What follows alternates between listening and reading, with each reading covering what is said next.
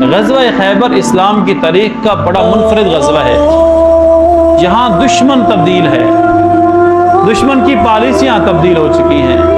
یہاں دشمن مشرکین نہیں ہے، یہاں دشمن یہودی ہے، اور وہ کب ہوئی؟ محرم الحرام کے مہینے میں، اسی مہینے کے اندر ہوئی۔ اب خیبر کا جو علاقہ ہے ایک تو سرسبز بہت زیادہ ہے، آج بھی آپ جا کر دیکھیں خیبر کے مقام پہ، وہاں کی کھجوریں، وہاں کے فصلیں، وہاں کے باغات آج بھی پورے عرب میں مشہور ہیں۔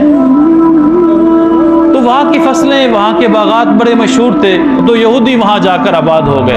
یہ یہودی، میں نے آپ سے عرض کیا کہ یہ سرمایہ کاری ہو، تجارت ہو یا ذخیرہ اندوزی ہو، اس کے ماہر ہیں۔ اور آج آپ اسرائیل کو دیکھ لیں، اسرائیل میں یہودی ہیں، اور وہ جتنا سرسبز ہے عرب کا شاید کوئی اور علاقہ بھی سرسبز نہ ہو۔ یہودی ہمیشہ ایسی جگہوں پہ آباد ہونے کی کوشش کرتے ہیں جہاں ان کو وسائل فری میں ملتے رہیں۔ اب مسلمان کہاں آباد ہوئے؟ بواد غیر ذی زرع، جہاں کھیتی کاشتکاری کا تصور بھی نہ ہو، بنجر زمین۔ ہاں مسلمان آباد ہوئے، وہ بنجر زمین تھی۔ مسلمانوں کا جو بھروسہ اور اعتماد ہے وہ اللہ کی ذات کے اوپر ہوتا ہے۔ مسلمان خالصتاً توکل علی اللہ پہ زندگی گزارتا ہے، مسلمان اسباب پہ نہیں، مسبب الاسباب پہ یقین رکھتا ہے۔ تم یہودی وہاں پہ آباد ہوئے، تو جب یہودی آباد ہوئے وہاں پہ یہ ایک ہی سازش میں لگے رہتے کہ ہم مسلمانوں پہ جا کر حملہ کریں۔ تو مسلمانوں کے سپہ سالار امام الانبیاء حضرت محمد مصطفیٰ صلی اللہ علیہ وسلم یہودیوں کی اس سازش سے باخبر ہو گئے۔